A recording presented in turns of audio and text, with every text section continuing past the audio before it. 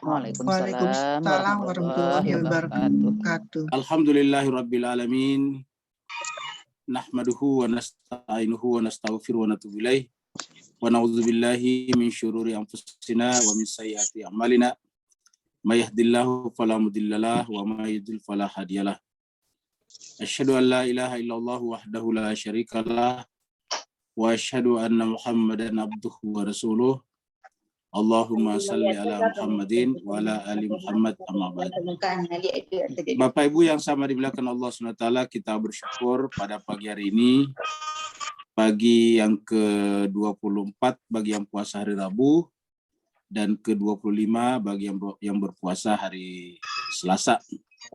Kita bersyukur, kita bersua, dan kita akan lanjutkan tadarus dan tadabbur kita surat Al-Mu'minun, surat 23. Pagi ini kalau tidak salah masuk ayat 61 sampai 70. Dan karena Ustadz pembimbing kita sudah bersama dengan kita, Ustadz Tony Sanwani. 61 sampai 70 ya? Iya, 61 sampai 70. Iya, 61 sampai 70. Kepada Ustadz Tony Sanwani kita persilakan dengan segala hormat. Fadhal Ton. Assalamualaikum Ustaz. Waalaikumsalam warahmatullahi wabarakatuh. Maaf Ustaz. Bapak Ibu kita mulai. A'udzu billahi minasy syaithanir rajim. Bismillahirrahmanirrahim. A'udzu billahi minasy syaithanir rajim. Bismillahirrahmanirrahim. Ulaika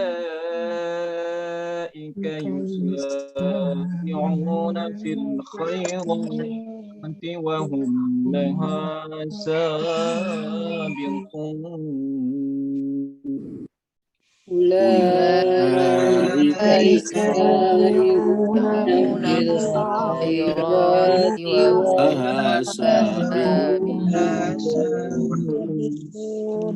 ولا نكلف نفسا إلا وسعها ولدينا كتاب ينطق بالحق وهم لا يظلمون ولا نكلف نفسا إلا وسعها ولدينا كتاب ينطق بالحق وهم لا يظلمون بل قلوبهم في غمرة من هذا ولهم أعمال من دون ذلك هم لها عاملون بل قلوبهم في غمرة من هذا ولهم أعمال من ذلك لها حتى إذا أخذنا مترفيهم بالعذاب إذا هم يجأرون حتى بربهم بالعذاب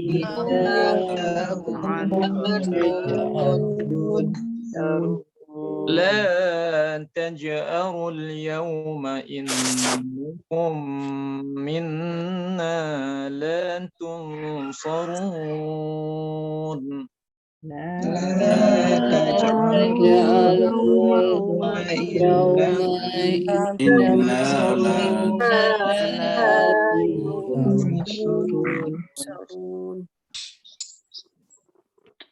قد كانت آياتي تتلى عليكم فكنتم على أعقابكم تنكصون قد قد كانت كانت آياتي تتلى عليكم على أعقابكم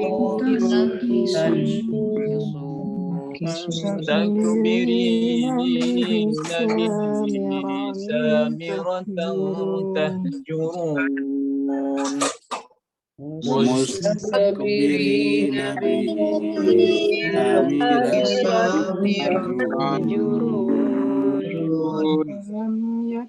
أفلم يدبروا القول أم جاءهم ما لم يأت آباءهم الأولين أفلم يدبروا القول أم ألا آباء الأولين أم لم يعرفوا رسولهم فهم له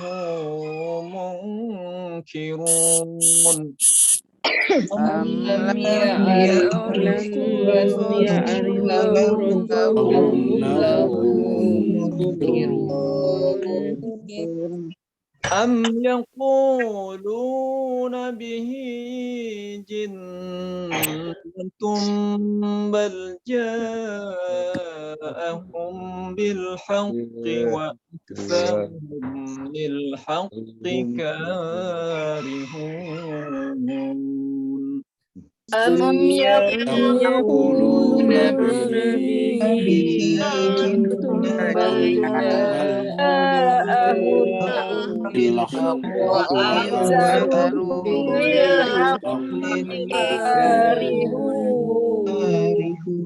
صدق الله العلي العظيم صدق الله العلي العظيم صلوات على النبي اللهم صل على محمد اللهم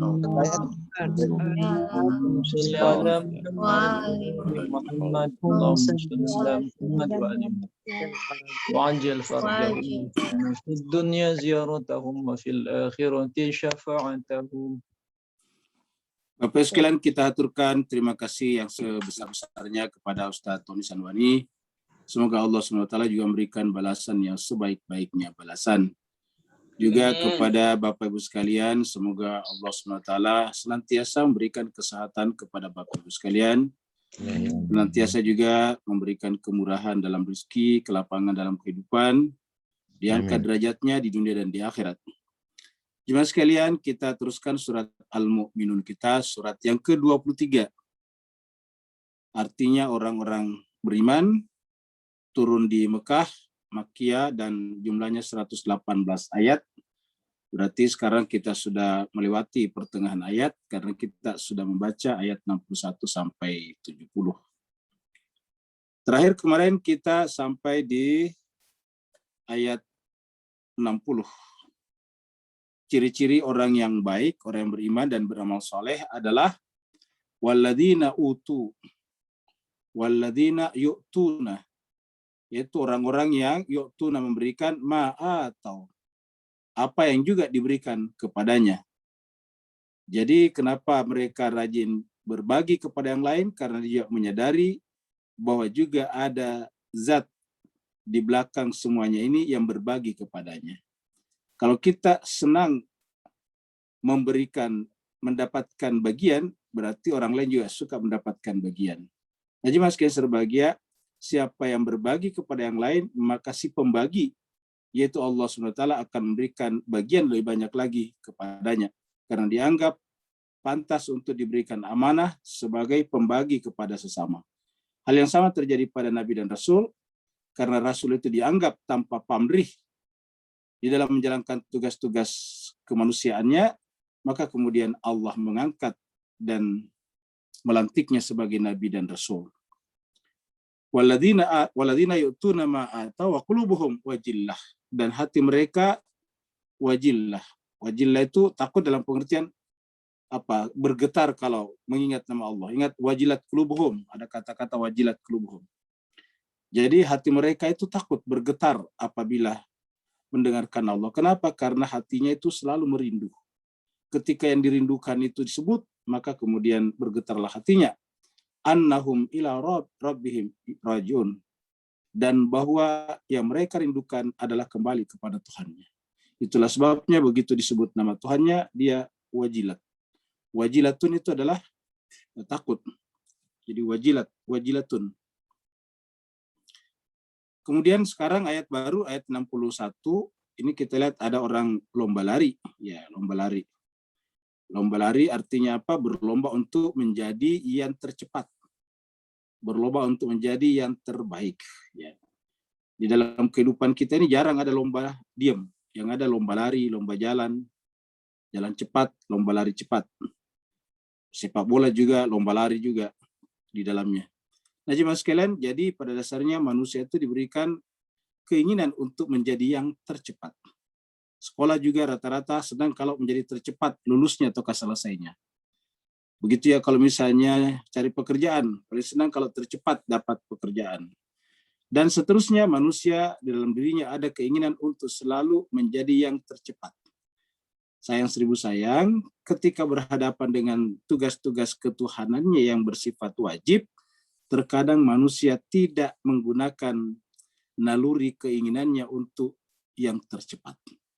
Sedangkan jemaah sekalian berbahagia, ciri-ciri orang beriman dan beramal saleh yang kita telah terangkan sebelumnya adalah diantaranya tadi selain berbagi dan hati mereka wajilatun itu artinya bergetar. Mereka juga ciri berikutnya ulaika yusari'una fil khairat. Mereka itu adalah orang-orang yang yusari'una bersegera. Ya. Yusari'una fil khairat kepada kebaikan. Jadi kalau kebaikan selalu tercepat. Yusari'un itu bersegera. Selalu pengen yang tercepat di dalam khairat. Dan jemaah sekalian berbahagia, apakah kira-kira kebaikan yang paling tinggi? Ya, kita biasa mendengar kata-kata atau ungkapan as-salatu khairul amal. Salat itu bukan hanya lebih baik daripada tidur. Salat itu bukan hanya as-salatu khairun naum. Salat lebih baik dari tidur, seakan-akan hanya satu tingkat di atas tidur. Tapi salat sekaligus adalah as-salatu khairul amal. Salat itu adalah sebaik-baik amal. Sampai dikatakan bahwa di akhirat yang pertama diperiksa Allah SWT adalah salatnya. Awwalu ma yuhasabu as-salah. Yang pertama dihasab nanti di akhirat adalah as-salah, salat. Salat juga disebut sebagai tiang agama. Salatu imaduddin. As-salatu amududdin. Jadi salat adalah sesuatu yang terbaik dari amal. Bahkan di antara ibadah-ibadah yang ada dalam agama Islam, satu-satunya amalan atau ibadah yang Allah mengundang langsung nabinya untuk memberikan perintah itu adalah salat. Yaitu melalui peristiwa Mi'raj. Itulah sebabnya kemudian salat dikenal sebagai Mi'rajul Mu'minin, Mi'rajnya orang beriman. Jadi dengan demikian tanda seseorang itu bersegera kepada kebaikan, paling gampang bersegera di dalam menunaikan kewajiban salatnya bila mana waktu telah masuk. Bila mana waktu telah masuk. Jadi waktu utama itu adalah yang paling cepat. Kapan? Waktu masuk. Ya. Jadi ulaika yusari'una fil khairati, bahkan wahum laha. Bahkan mereka itu terhadap kebaikan-kebaikan itu selalu pingin yang terdepan. Sabiqun. Jadi orang beriman itu justru pada sholatnya selalu yang terdepan. Kalau yang lain kita selalu terdepan, tapi kalau dalam sholat biasanya kita yang terakhir. Tadi seperti kita katakan, kalau menyangkut masalah-masalah lain kita ingin terdepan. Bahkan mohon maaf, terkadang makanan pun juga kita ingin terdepan. Tetapi begitu sholat kita ingin terbelakang. Sholat nanti menjelang habis waktunya baru kita tunaikan sholat. Itu pun juga menunaikannya dengan terbirit-birit. Ya. Bahkan terkadang ada orang yang saking senangnya kepada film-film, sinetron-sinetron, bahkan jemaah sekalian waktu salatnya digunakan hanya di antara nonton itu pada saat iklan saja. Apa artinya? Hanya side activity saja. Kegiatan utamanya menonton, salatnya kapan? Ya kalau lagi iklan. Jadi kalau lagi iklan, ya udah salat. Jadi jemaah sekalian seperti itulah. Jadi artinya pas salat itu hanya disisip-sisipkan di dalam aktivitas utama mereka. Jadi aktivitas utamanya bukan salat. Nah, orang beriman dan beramal soleh, dan ingat jemaah sekalian, ini surat Al-Mu'minun, di awal surat sudah bicara tentang salat. Ya, qad aflahal mu'minun alladzina hum fi sholati khashi'un. Jadi langsung salat yang dibicarakan. Juga di beberapa ayat berikutnya langsung dikatakan terhadap salawat mereka yuhafizun. Terhadap salat mereka, salat 5 waktu mereka atau salawat mereka yuhafizun, mereka jaga. Sekarang muncul lagi ayat 61. Ulaika yusari'una fil khairat, dan ini pasti salat yang dimaksud. Wahum laha sabiqun, dan mereka pengen terdepan, sabiqun. Jadi menyangkut masalah salat, dia ingin terdepan, paling pertama melakukannya. Jadi jemaah sekalian berbahagia, pembahasan sebelumnya kita sudah melihat bahwa untuk mengukur jiwa kita, di mana jiwa kita berada, apakah jiwa kita bisa kita kendalikan atau benda-benda yang mengendalikan jiwa kita. Apakah jiwa yang mengendalikan benda atau benda yang mengendalikan jiwa? Kita lihat sebelumnya menyangkut masalah makanan. Jadi makanan itu kelihatan. Kalau makanan masih mendiktekan dirinya pada jiwa kita, berarti kita dikendalikan oleh makanan. Tapi kalau kita sudah bisa memilah-milah makanan, membatasi makanan, berarti jiwa kita sudah mengendalikan makanan. Nah, jemaah sekalian berbahagia, di antara cara untuk melihat apakah jiwa kita yang mengendalikan makanan atau makanan yang mengendalikan jiwa kita pada saat berbuka puasa. Pada saat berbuka puasa, apakah kita mendahulukan sholat kita atau mendahulukan makan kita? Jemaah sekalian berbahagia, biasanya orang sebagian kalau mendengarkan azan langsung makan. Berbuka puasa. Tentu saja tidak salah. Kita tidak mengatakan ini salah. Tetapi kita hanya mengatakan utama. Kenapa? Karena waktu azan itu tidak ada kata-kata hayyalal akal, hayyalal aklah, mari kita makan. Hayyalal ukul, mari kita makan. Ya, yang ada adalah hayyalal sholah, mari kita sholat. Jadi pada saat azan dikumandangkan waktu maghrib itu, yang dikumandangkan di dalam kata-kata azan itu adalah hayyalah sholah. Tetapi kemana sebagian orang pada saat mendengarkan hayyalah sholah? Ya, jadi jemaah sekalian berbahagia. Maka kita lihat jemaah sekalian berbahagia di sini, justru orang-orang beriman itu yang terbaik daripada ibadahnya adalah sholatnya, dan selalu ingin sabiqun, terdepan di sana. Wahum laha sabiqun, dan mereka terhadap salatnya itu selalu pengen yang terdepan. Jemaah sekalian berbahagia, ingat, untuk apa salat tadi selalu dikedepankan? Karena salat itu adalah simpul persatuan umat Islam, dan simpul persatuan umat Islam, dan umat Islam adalah simpul persatuan manusia. Kita sudah lihat ayat sebelumnya, kana nasu ummatan wahidatan. Kana nasu ummatan wahidatan. Manusia itu adalah umat yang satu. Makanya kemudian fabasallahu nabiyina mubasyirin wa munzirin. Lalu kemudian Allah mengutus nabi dan rasul. Jadi Allah mengutus nabi dan rasul tentu untuk atau dalam rangka menjaga kesatuan umat manusia tersebut. Jadi dijaga dengan kenabian itu persatuan dan kesatuan umat manusia, supaya manusia walaupun berbeda-beda agama, kepercayaan, dan suku bangsanya, mereka tetap merasa bersatu. Kenapa? Karena kesadaran yang ditanamkan dalam agama samawi adalah apapun warna kulitnya, apapun bahasanya, dimanapun mereka tinggal, adalah sama-sama disebut dengan Bani Adam. Jadi Bani Adam itu adalah nama yang lebih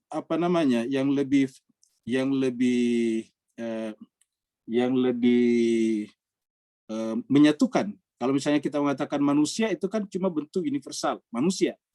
tidak menjawab, lalu siapa itu manusia? Tapi kalau menggunakan kata Bani Adam, langsung ketahuan, oh anak cucu Adam.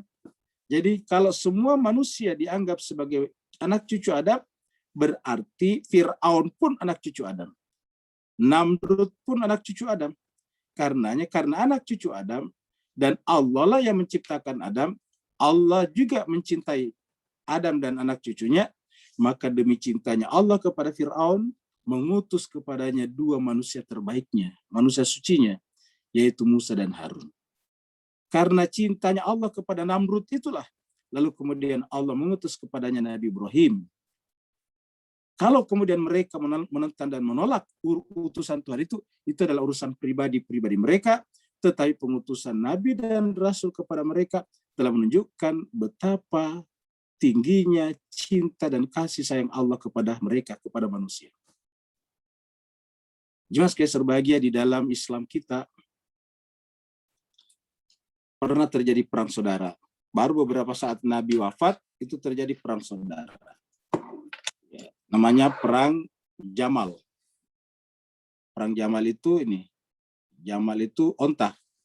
Kenapa? Karena pada saat itu Ummul Mukminin Aisyah radhiyallahu anha itu mengendarai onta, lalu kemudian membawa pasukan pergi ke Kufah untuk memerangi Sayyidina Ali bin Abi Thalib. Lalu terjadilah Perang Jamal. Ini tercatat dalam sejarah. Tetapi jemaah sekalian saudara, setelah Perang Jamal itu apa yang terjadi? Apakah berhasil memecah umat Islam? Tidak. Bahkan coba lihat ini ulama Syiah ini, ulama pengikut Ali, memberikan tausiah yang sangat menarik, yaitu bahkan Imam Ali alaihissalam tidak rela pasukan Jamal disebut musuh. Luar biasa.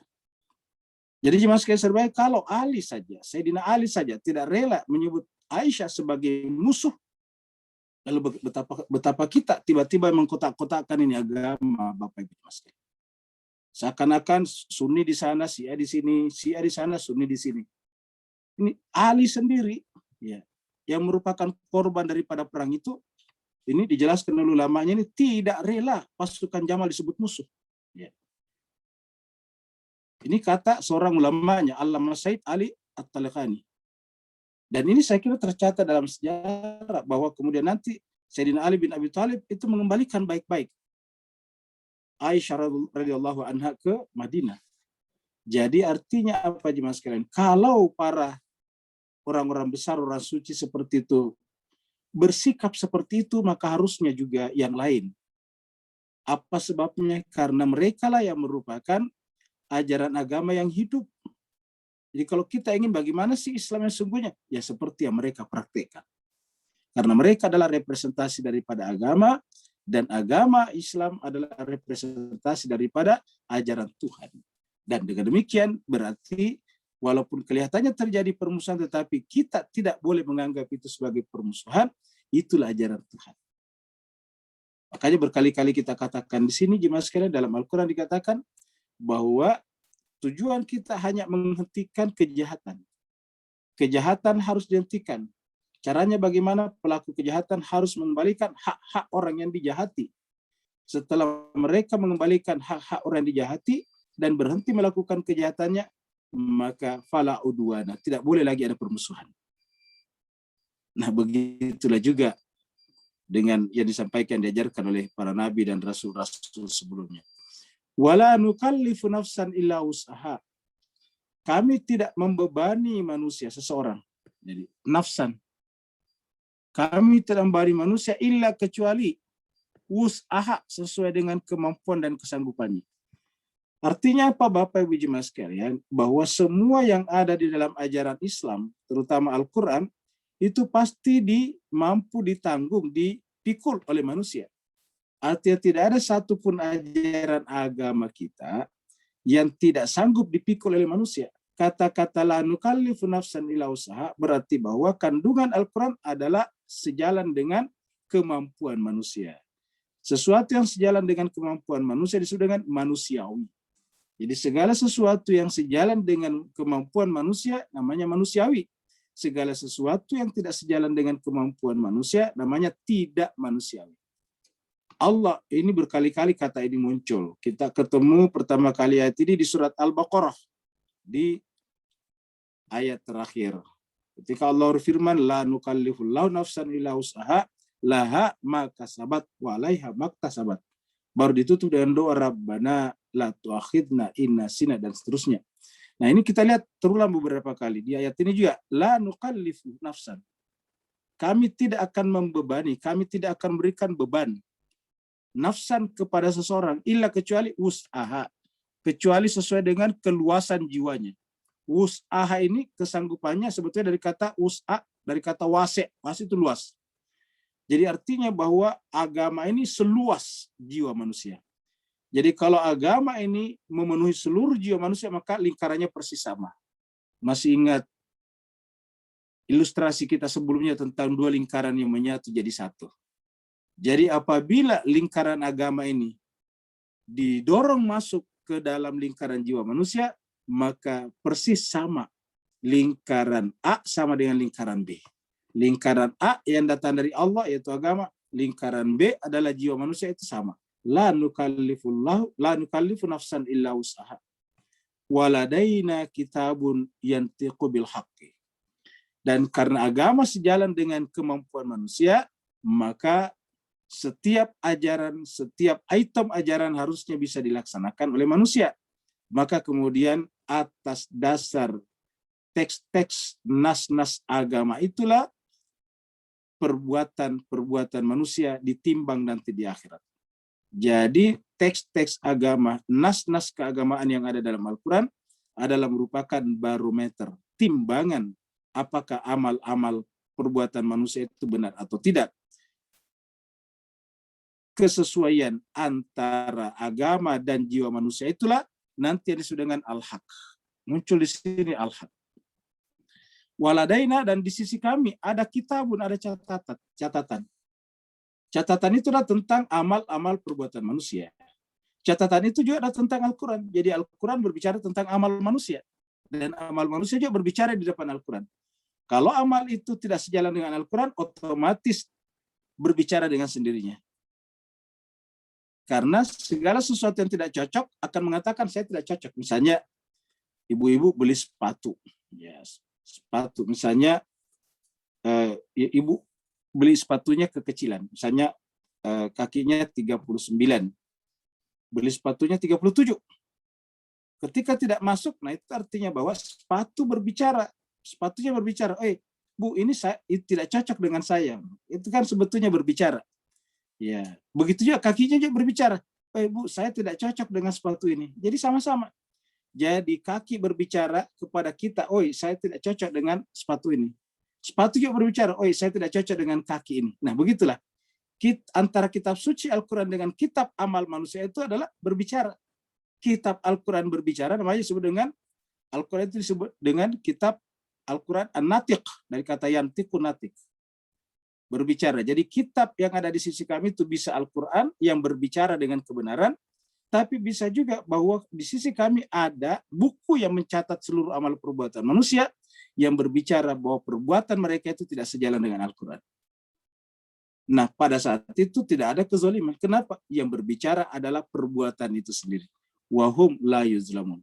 Dan mereka tidak mungkin terzalimi. Wahum la yuzlamun. Juga sekali berbahagia, banyak orang tidak mau melihat kebenaran. Ya, tutup matanya, sehingga kemudian ketika kita tidak mau menerima kebenaran atau melihat kebenaran, tentu kita berada dalam kegelapan. Jadi adalah ilustrasi yang menarik. Kalau kita tidak ingin melihat cahaya, ya tutup mata. Nah, ketika kita menutup mata, artinya berada dalam kegelapan, namanya buta. Jadi ketidakmampuan kita melihat melihat cahaya atau melihat dunia ada dua.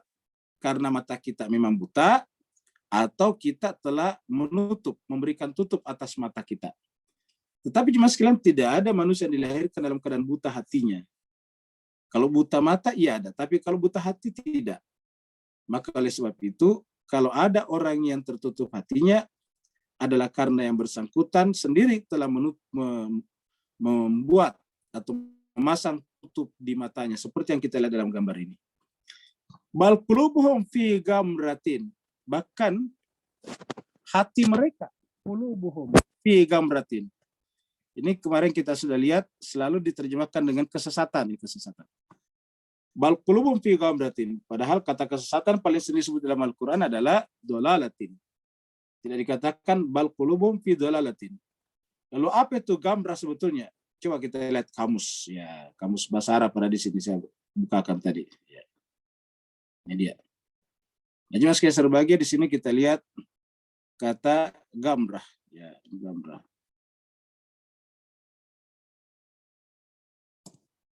Ya, ini gamrah. Jadi kita gamrah. Ya. Nah, ini dia. Nah, ini jemaah sekalian, Bapak Ibu lihat di sini. Al-gamrah, ini gamrah, sama tulisannya, bedanya dia pakai alif lam. Al-gamrah artinya apa? Kesengsaraan, kepedihan.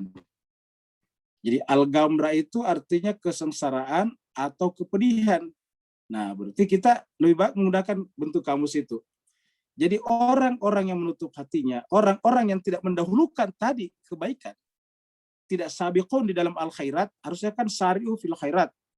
Tetapi orang yang tidak bersegera dalam kebaikan, maka orang itu sebetulnya lama-kelamaan menenggelamkan dirinya ke dalam kesengsaraan.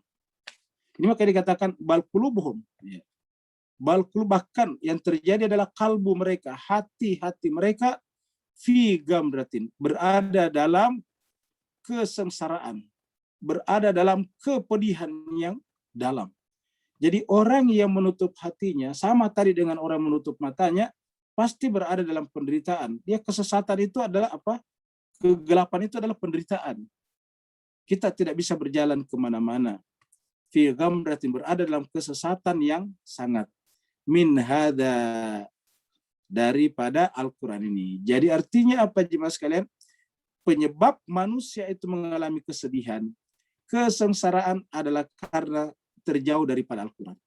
Jadi kalau kita hubungkan antara gamratin dengan kata hada di sini, dan hada di sini adalah Quran, ini Quran, ya. Ini adalah Quran, maka orang-orang yang tenggelam dalam kesengsaraan sebetulnya bisa kita artikan min hada, karena dia terjauh daripada Al-Quran ini. Jadi dia tertutup hatinya. Jadi kata kesesatan atau kata kesengsaraan di sini adalah karena yang bersangkutan telah mengalihkan perhatian jiwanya dari Al-Quran. Karena mengalihkan perhatian jiwanya daripada Al-Quran, maka otomatis jauh dari Al-Quran. Karena Al-Quran adalah cahaya, maka artinya terjauh daripada cahaya. Orang yang terjauh daripada cahaya sama saja berada dalam kegelapan. Makanya di sini Departemen Agama mengartikan kesesatan. Kenapa? Karena identik dengan kegelapan. Dan kegelapan identik dengan kesengsaraan dan kepedihan. Walahum a'malun min duni dzalika hum laha amilun. Bahkan mereka setelah itu beramal, tapi amalannya tidak berdasarkan Al-Quran. Ketika mereka melakukan amalan-amalan yang tidak berdasarkan Al-Quran, jadi tidak berarti kita coret. Ketika mereka melakukan amalan-amalan yang tidak berdasar kepada Al-Quran, ini min duni dzalik, selain daripada, jadi amal-amal selain, ya, tidak sejalan dengan Al-Quran ini. Jadi kita artikan ini ke sini. Ya. Jadi mereka punya amalan-amalan yang justru min duni, selain, maksudnya tidak sejalan dzalik dengan Al-Quran. Hum, yang mereka terus laha amil lakukan. Jadi perbuatan mereka, amalan-amalan mereka setiap saat adalah justru yang min duni dzalik, selain daripada Al-Quran. Jadi jemaah sekalian serbahagia, dari ayat 63 ini bisa kita simpulkan bahwa setiap amalan, tindakan, perbuatan kita yang sejalan dengan Al-Quran akan mendatangkan kebahagiaan, kenikmatan dunia dan akhirat. Dan setiap perbuatan, tindakan, dan perkataan kita sejalan dengan Al-Quran, maka akan membawa kita ke dalam kesengsaraan, kepedihan, kesesatan, dan kegelapan. Karena Al-Quran adalah cahaya. Jemaah sekalian, ini lihat apa namanya gambar-gambar ini. Ya. Ini tadinya kota-kota yang sangat indah, kota-kota yang sangat teratur, tetapi kemudian tiba-tiba seperti ini. Ini satu kota di Timur Tengah. Ya. Ini adalah satu kota di Timur Tengah. Ya. Lalu kenapa bisa tiba-tiba seperti ini? Setelah dilanda perang saudara. Kita ulangi lagi, dilanda perang saudara. Apa permulaan dari perang saudara itu? Dengan bebasnya orang membuat berita-berita bohong. Rakyat diagitasi untuk melawan pemerintahnya. Ya. Terma-terma keagamaan digunakan, istilah-istilah keagamaan dieksploitasi, lalu kemudian marah sebagian orang, lalu ada pihak-pihak luar yang mempersenjatainya. Pemerintah juga tentu punya tentara, punya senjata juga. Akhirnya tentu harus menghentikan tindakan anarkisme seperti itu, maka kemudian terjadilah perang saudara. Akibatnya seperti ini. Kota-kota yang tadinya indah, kota-kota yang tadinya tertata dengan rapi, mobil-mobil yang kelihatannya tadi ini adalah bagus, ya, ber-AC dan sebagainya, berjalan kemana-mana, mengantarkan kemana-mana, lihatlah terjadi seperti ini. Jemaah sekalian berbahagia, orang-orang yang ada di dalam kota ini tak pernah menyangka sebelumnya kalau kotanya bisa menjadi ajang perang saudara seperti ini. Dan di Timur Tengah sekarang kota-kota yang telah luluh lantak seperti ini bukan cuma satu, sudah banyak. Ya, yang paling pertama mengalaminya adalah Afghanistan. Afghanistan sebelum terjadi perang saudara tahun 70-an akhir itu adalah termasuk salah satu negara yang paling indah di Asia Selatan. Bapak Ibu sekalian bisa searching mereka. Begitu juga kemudian disusul oleh Irak. Ya. Irak sebelum menjadi ajang perang di sana juga adalah negara yang sangat indah di Timur Tengah. Begitu juga dengan Syria. Syria adalah negara yang mengakomodasi peradaban-peradaban lama. Kalau kita selalu selama ini bicara tentang negara-negara Mediterania yang menjadi pusat peradaban, maka yang terbanyak itu adalah di Syria. Tetapi kemudian juga runtuh. Begitu dengan di Libya. Libya pernah mengalami pendapatan sampai 33.000 US dollar per tahun. Pendapatan per kapitanya. Ingat, Libya 33.000. Kita saja baru sekitar 6.000. Jadi kalau 33.000 itu mungkin setara dengan Singapura sekarang. Tapi cuma sekalian berbahagia, searching lah, belajarlah dari internet. Apa yang terjadi di Syria sekarang? Ajang perang saudara. Kemudian merembet lagi kemana-mana, merembet sekarang ke Yaman. Yaman juga seperti itu. Dan sebabnya sama. Mereka terlalu gampang diprovokasi. Semuanya instrumennya sama. Agama dieksploitasi. Agama ditunggangi untuk kepentingan jangka pendek. Dan inilah akibatnya Bapak Ibu sekalian. Apakah Indonesia tidak mungkin seperti ini? Selama kita tidak cukup hati-hati, tidak cukup memelihara persatuan dan kesatuan, maka juga tidak tertutup kemungkinan akan terjadi hal-hal seperti ini. Oleh sebab itulah jemaah sekalian berbahagia, kita tampilkan gambar-gambar seperti ini supaya kita belajar bahwa kalau api sudah disulut, sudah susah untuk dipadamkan. Api perang maksudnya. Api perang sudah terlanjur disulut, susah untuk memadamkannya. Maka hanya bisa kita menghentikannya sebelum itu terjadi. Hatta idza akhadna mutrafiha. Sehingga ketika kami memberikan, akhadna itu kami berikan sebetulnya. Bisa juga kami ambil, ya, kami timpakan juga bisa. Mutrafiha, kepada orang-orang yang berkecukupan. Mutrafiha. Ini pasti maksudnya di kota, bukan di daerah, karena mutrafi itu tempatnya di kota-kota. Mutrafin itu di kota-kota. Jadi kita sebut dengan mutrafiha di sini berkecukupan, orang-orang berkecukupan di kota. Hatta idza akhadna mutrafihim, ketika kami ambil atau kami timpakan kepada orang-orang kota bil adab, dengan adab. Izahum, maka dengan serta-merta yaj'arun, mereka berteriak. Maksudnya baru berteriak, minta tolong, baru berteriak supaya dihentikan semuanya. Tetapi kota sudah terlanjur rusak. Kota yang tadinya teratur dengan rapi, kota yang tadinya tertata dengan apik, tiba-tiba menjadi porak-poranda seperti itu. Kenapa bisa seperti ini? Ingat pembahasan-pembahasan kita sebelumnya. Ya. Disebabkan karena tidak menjaga persatuan. Ingat, ayat 64 ini masih kelanjutan dari pembahasan kita sebelumnya. Masih ingat kata-kata Inna hadhihi ummatukum ummatan wahidatan. Inna hadhihi, sungguhnya umat ini, hadhi kepada siapa maksud? Ummatukum, kumnya siapa, kepada siapa? Di ayat sebelumnya, ya ayyuhar rusul, bukan ya ayyuhar rasul. Ya ayyuhar rasul, wahai rasul-rasul. Ya. Ya ayyuhar rasul, ya ayyuhar rusul. Bukan ya ayyuhar rasul. Kalau rasul tunggal, kalau rusul jamak. Makanya menggunakan kata kum. Inna hadhi ummatukum, ummat wahidah. Dan karenanya umat rasul-rasul datang untuk mempertahankan kesatuan umat manusia. Jadi dengan gampang kita tangkap bahwa intisari hakikat kedatangan nabi-nabi samawi atau ke agama-agama samawi adalah untuk mengikat, mempersatukan kembali manusia dari manapun asalnya, dari manapun agamanya. Maka kita lihat pada surat Haji sebelumnya ketika kita berbicara bahwa Allah mendatangkan agama diantaranya menjaga jangan sampai biara-biara, gereja-gereja, sinagog-sinagog, masjid-masjid runtuh. Walaupun itu menurut kita adalah salah atau berbeda, tapi Allah sendiri pengen itu semuanya jangan sampai rusak.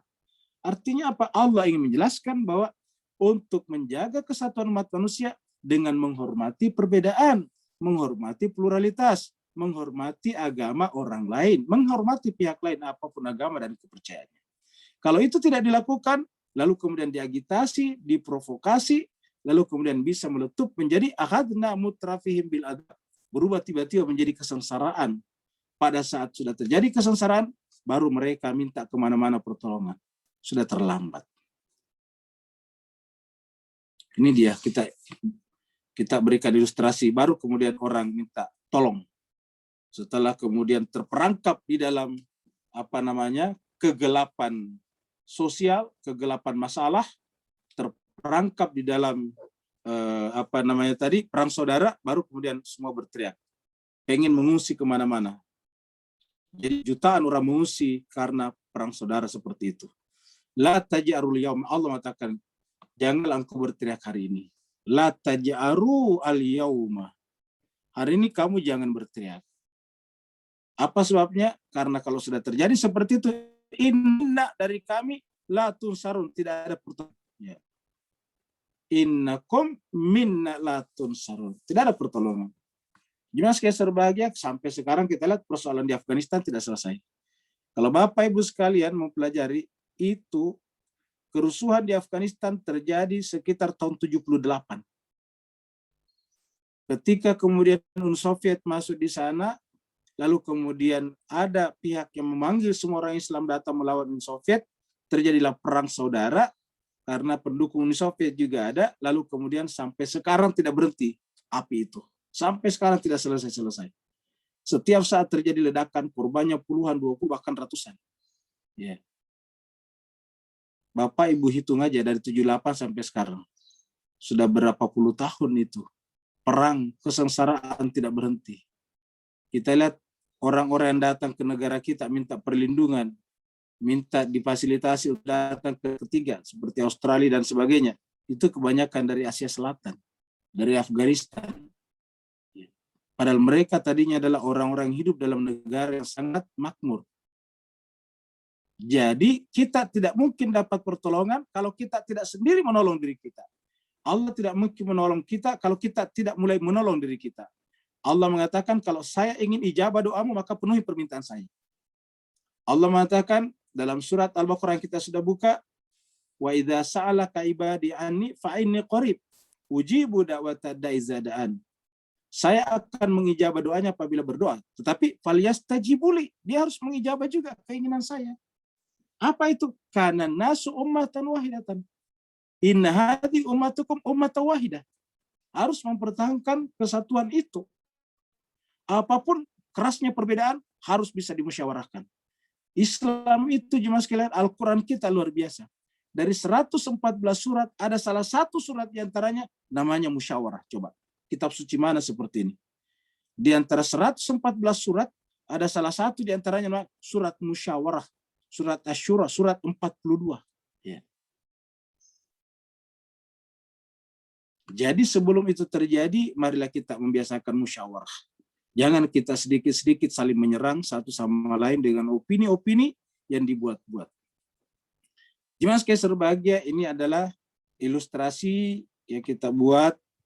Ibaratnya ini adalah tangan yang Allah ulurkan dari langit melalui Rasul untuk bukan menangkap, untuk menahan, untuk memanggil dia kembali, tetapi justru mereka melarikan diri daripada kebenaran. Qad kanat ayati, sungguh ayat-ayatku, kata ayat ini.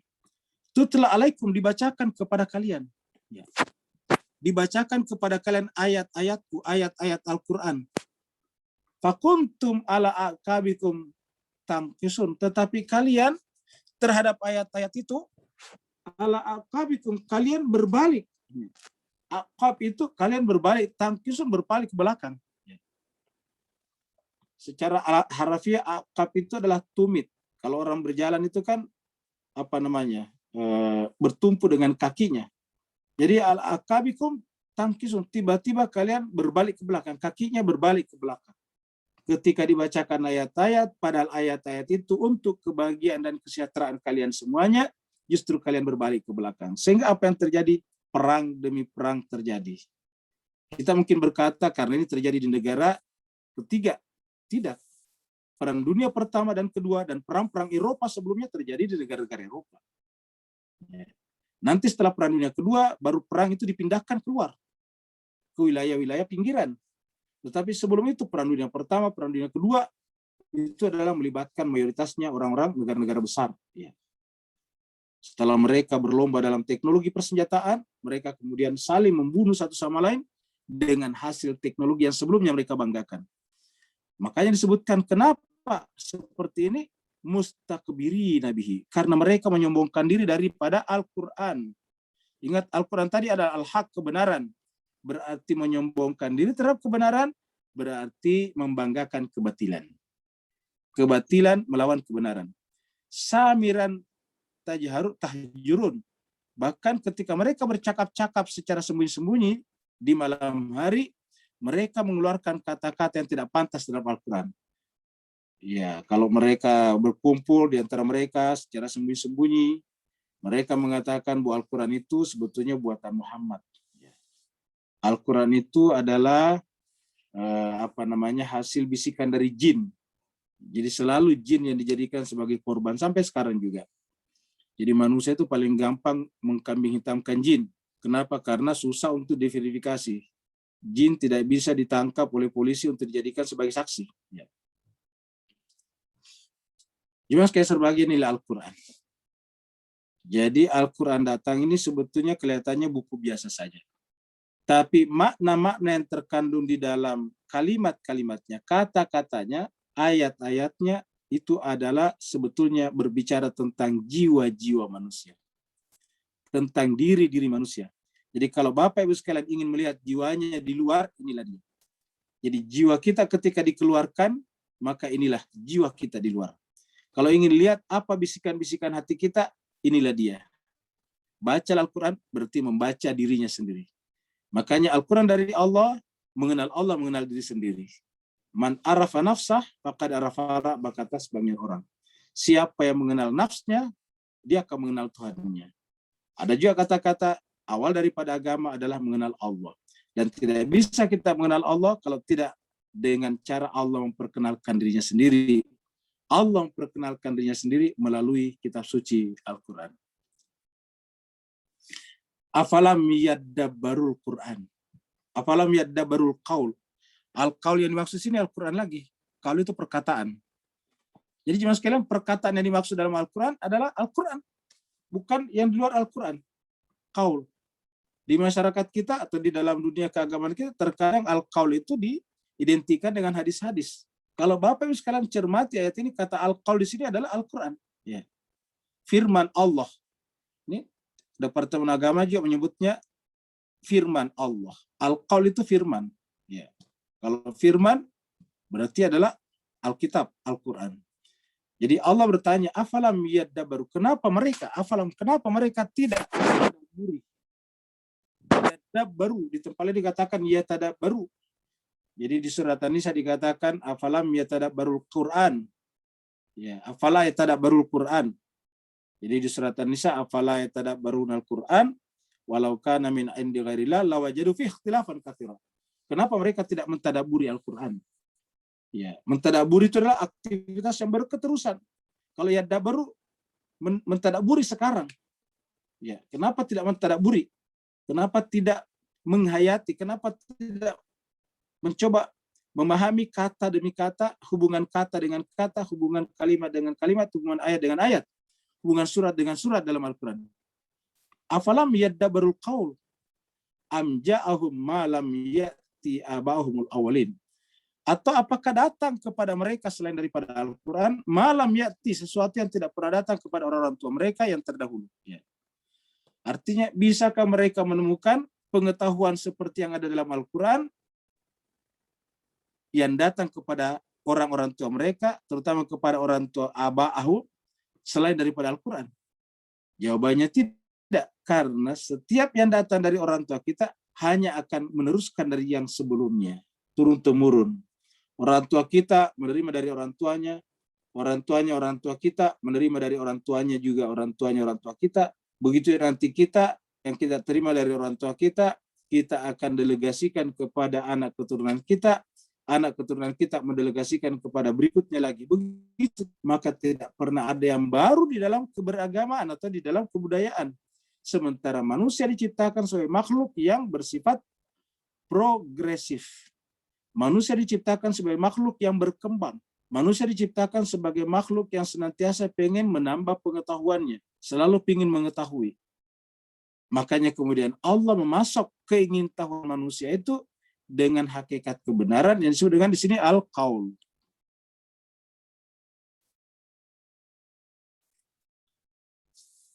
Ini adalah Muhammad. Ya. Semua orang mengenal Muhammad. Bahkan di masyarakat kita ada tradisi peringatan Maulid setiap tahun, setiap bulan Rabiul Awal. Dan bahkan di masyarakat di Jakarta, bahkan Maulid Nabi dibacakan setiap Kamis malam atau malam Jumat. Sebegitu dekatnya umat Islam kepada Muhammad. Artinya kita mengenal Muhammad dengan baik, tetapi pada saat yang sama dalam tindakan-tindakan pribadi dan sosial kita teramat sering menjauh daripada Muhammad. Teramat sangat sering menjauh daripada Muhammad.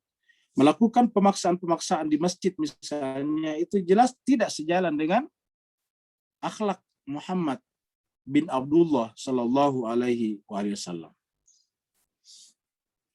Am lam ya'rifu rasulahu. Atau apakah mereka belum mengenal atau tidak mengenal? Ya'rifu itu mengenal. Rasulullah, rasul mereka. Siapa rasul mereka di sini? Ya Muhammad ini.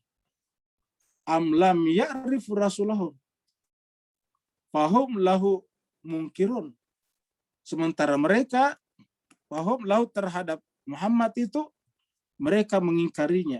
Lupa kalau mengingkari Rasul adalah mengingkari Al-Quran. Ayat sebelumnya adalah Al-Qaul. Al-Quran firman. Ini adalah Rasul. Artinya bahwa Al-Qaul dan Rasul adalah tidak bisa dipisahkan. Al-Qaul perkataan, Rasul adalah orangnya, tidak bisa dipisahkan. Jadi yang membentuk totalitas diri Rasul Muhammad adalah Al-Quran. Dan Al-Quran diturunkan ke bumi oleh Allah SWT melalui Rasul. Dari Jibril melalui Rasul kepada kita. Jadi dengan demikian antara Al-Quran dan Rasul adalah satu kesatuan. Satu yang kemudian dibicarakan dan yang satunya berbicara. Rasul adalah yang berbicara, Al-Quran yang dibicarakan oleh Muhammad. Yang diucapkan. Lalu kemudian ditulis. Tetapi jemaah sekalian, mereka yang menolak tadi Al-Quran adalah mungkirun. Menolak Muhammad hakikatnya adalah menolak Al-Quran. Jadi orang yang tidak mengikuti pendapat-pendapat Muhammad, hakikatnya tidak mengikuti Al-Quran. Ini jemaah sekalian berbahagia, kebenaran, truth, ya, dalam bahasa Inggris. Jadi inti daripada kehidupan ini adalah kebenaran. Kita bicara tentang sains, bicara tentang kebenaran. Bicara tentang apa saja, kebenaran. Kita bicara tentang peraturan-peraturan, kebenaran. Jadi inti daripada kehidupan manusia adalah kebenaran. Tidak ada negara yang tidak punya hukum, tidak ada negara yang tidak punya peraturan, tidak ada masyarakat. Bahkan masyarakat tradisional juga punya peraturan yang mereka wariskan secara turun-temurun. karena melalui peraturan itulah mereka bisa mendapatkan kebenaran. Karena kebenaran pada tingkat empiris adalah sesuainya antara apa yang disepakati dengan kejadian. Kita sepakat mengatakan itu sapi dan itu benar-benar seperti yang kita sepakati, kita sebut dengan benar sapi. Tapi kalau kemudian yang muncul misalnya berkaki dua, pasti kita mengatakan itu bukan sapi. Itu diantaranya. Nah, hukum dibuat seperti itu. Secara rasional juga begitu. Rasional itu ada kesepakatan logis namanya. Kesepakatan intelek, kesepakatan hukum-hukum nalar. Kenapa disebut kesepakatan? Karena sama semuanya. Lihatlah misalnya contohnya matematika. Matematika itu sama di mana-mana. Kenapa? Karena yang mempelajarinya juga sama. Akal, otak yang mempelajarinya juga sama. Ya, di mana-mana matematika di dunia itu sama. Kenapa? Karena matematika adalah keluar dari otak, akal, pikiran manusia yang dipelajari oleh manusia manapun pasti sama. Seandainya matematika itu beda-beda setiap orang, maka berarti bahwa dia bukan kebenaran objektif. Dia adalah merupakan subjektivitas daripada pembuat buku matematika. Dan kalau sudah satu kebenaran, truth, sebaliknya pasti adalah bukan truth.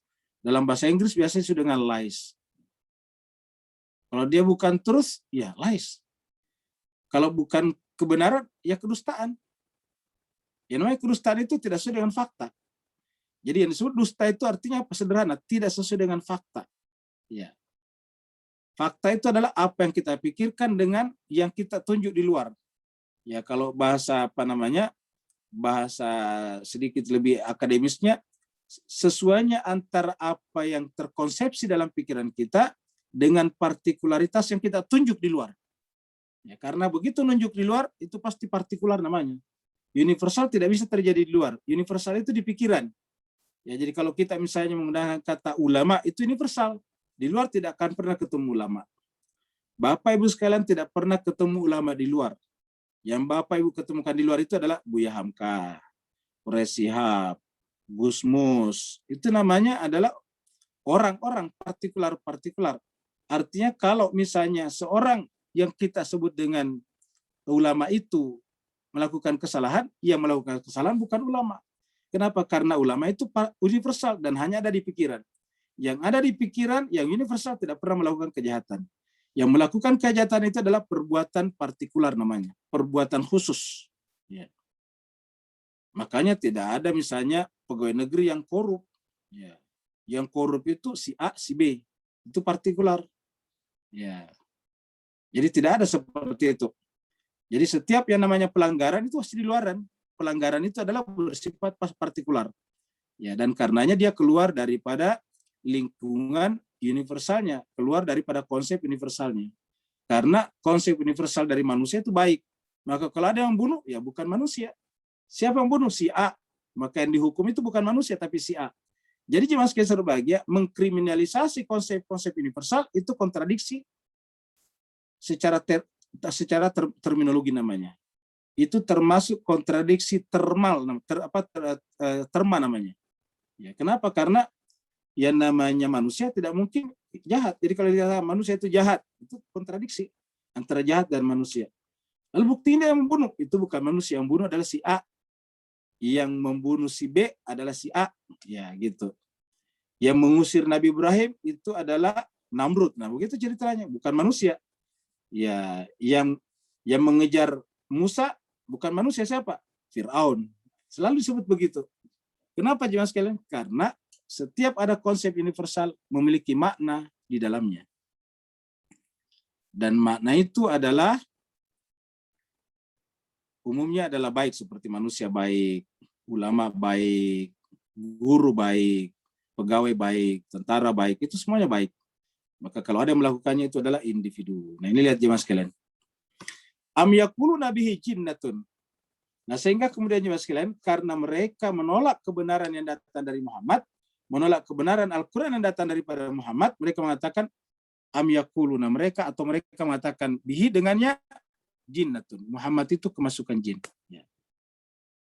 Padahal ini baru padahal. Ya. Padahal ja'ahum datang kepada mereka apa? Al-haq. Binya di sini maksudnya Muhammad dengan. Padahal datang kepada mereka Muhammad dengan bersama al-haq. Cuma kenapa mereka menentang Muhammad?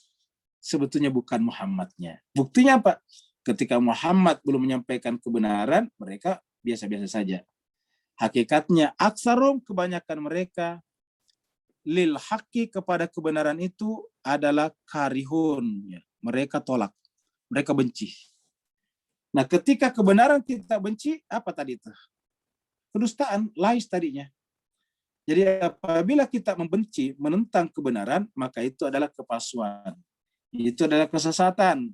Kalau dalam jiwa tadi disebut dengan kesengsaraan, gambrah tadi. Ya. Kesengsaraan, kepedihan.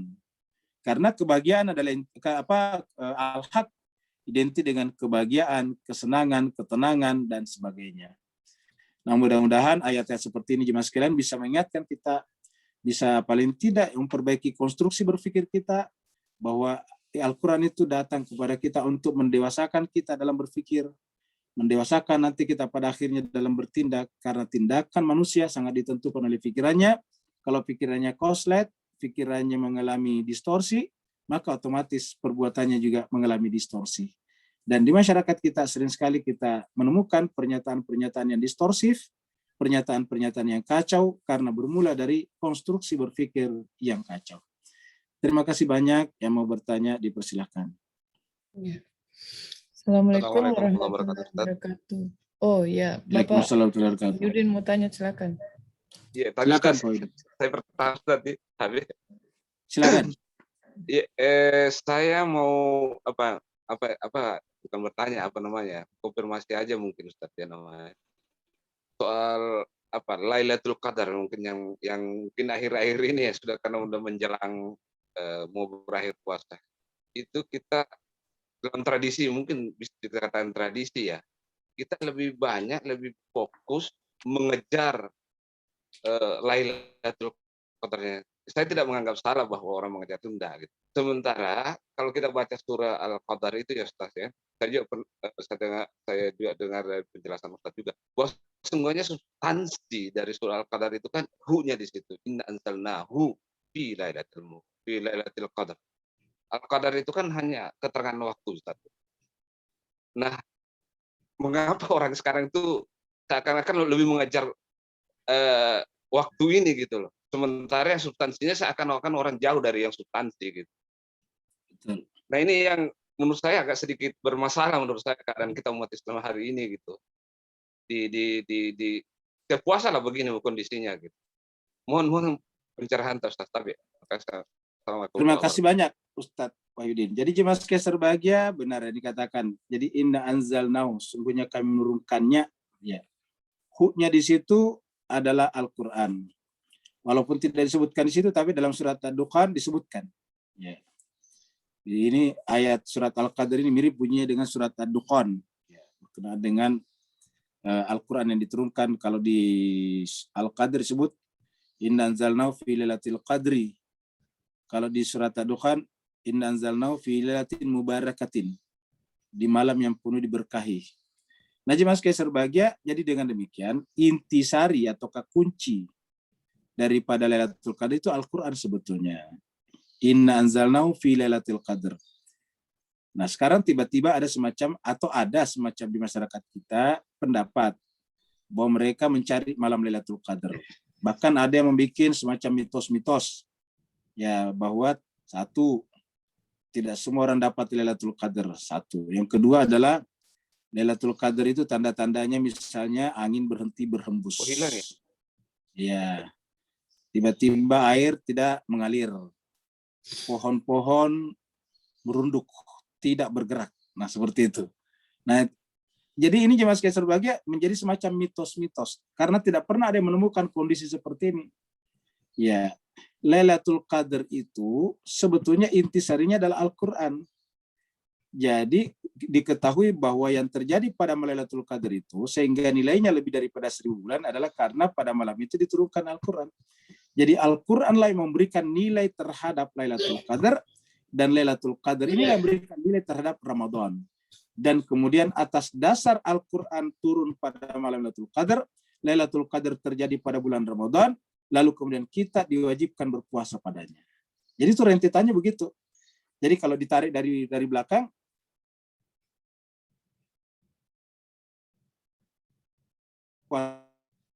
karena di bulan Ramadan itu diturunkan ada satu malam namanya malam Lailatul Qadar.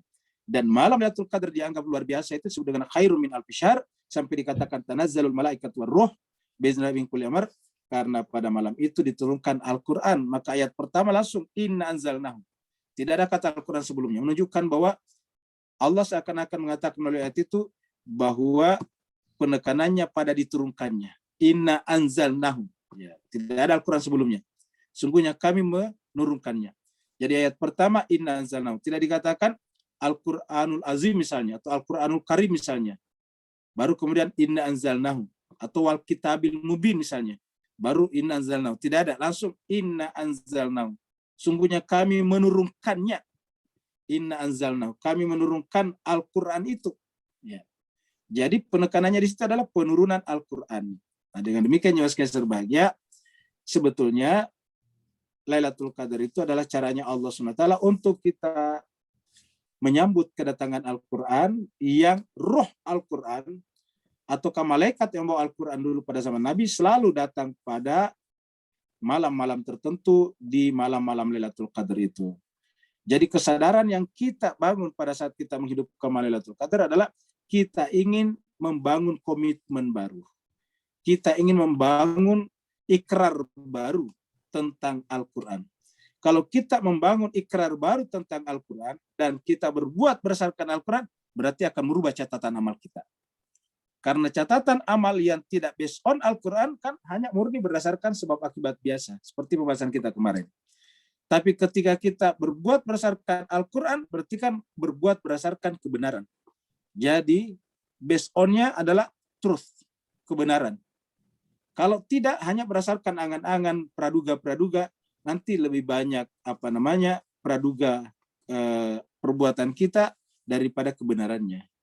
Kalau dalam bahasa Al-Quran itu selain daripada al-haq adalah zon namanya. Zon itu hanya duga-duga, perakiraan-perakiraan saja. Nah, sedangkan aktivitas perbuatan yang berdasarkan perakiraan kan berarti paling tidak 50-50.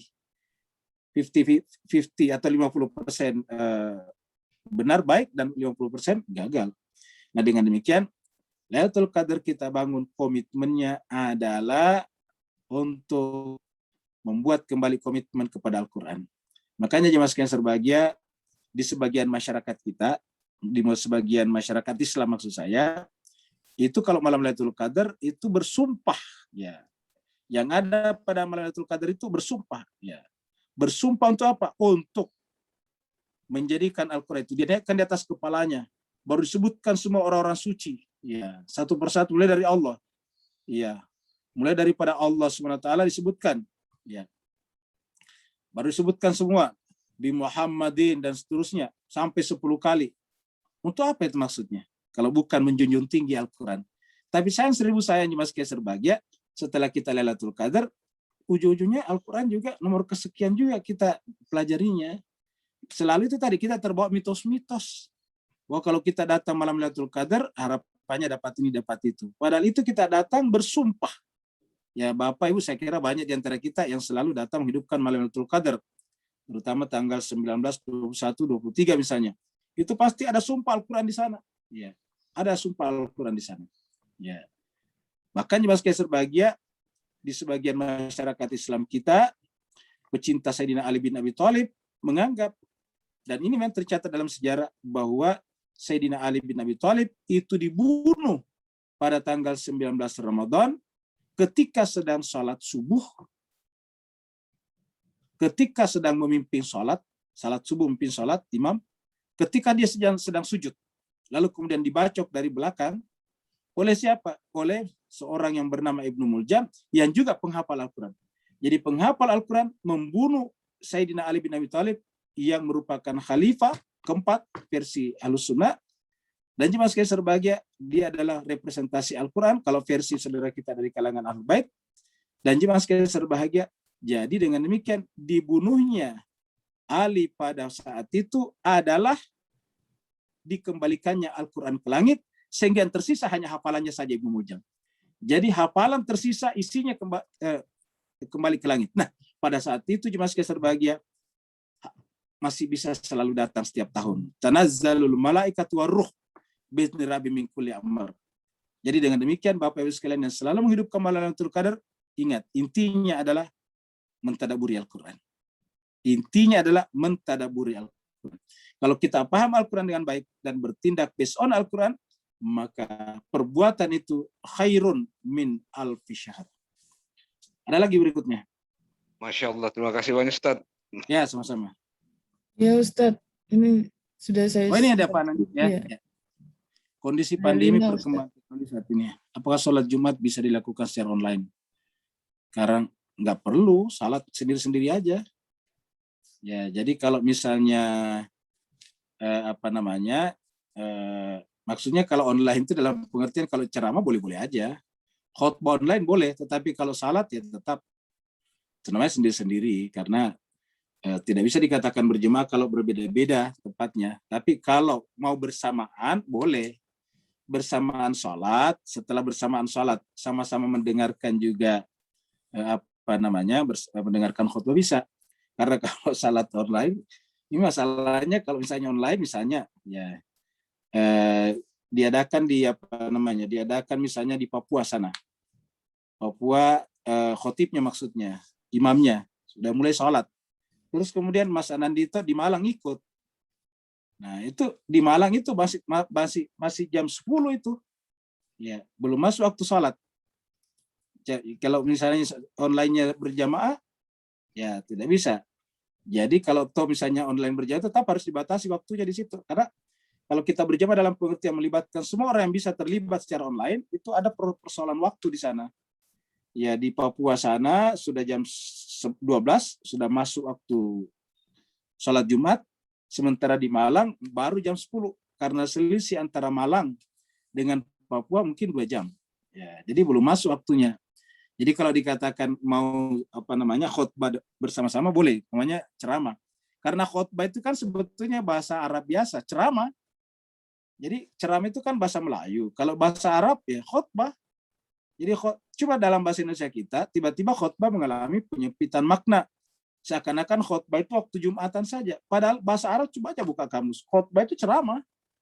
Jadi ceramah itu bahasa Arabnya khotbah. Ya. Makanya di dalam bahasa Arab, orang yang diajak bicara juga namanya dikhotbahi. Namanya maktub. Ya. Mukhatab. Dia namanya orang diajak bicara. Bentuk orang kedua. Bentuk mukhatab itu artinya bentuk kedua dari kata khotbah. Yang dikhotbahi. Nah, jadi itu yang pertama. Jadi silakan kalau melakukan, tapi maksudnya tetap sendiri-sendiri karena waktunya berbeda-beda. Dan kemudian bisa saja ceramah online. Jadi kita selesai ceramah online supaya kita dapat. Kemudian membaca Al-Quran digital dari HP juga memiliki adab dan pahala yang sama seperti betul. Jadi harus membaca Al-Quran punya adab. Adabnya misalnya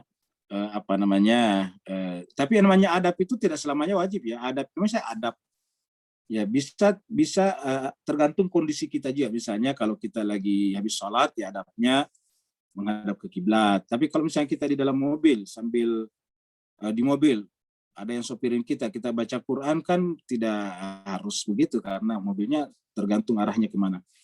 Bisa juga kita misalnya mendengarkan saja kalau kita lagi nyopir misalnya. Jadi pokoknya Al-Quran tidak harus terbatasi dibaca atau didengar hanya karena kondisi kita.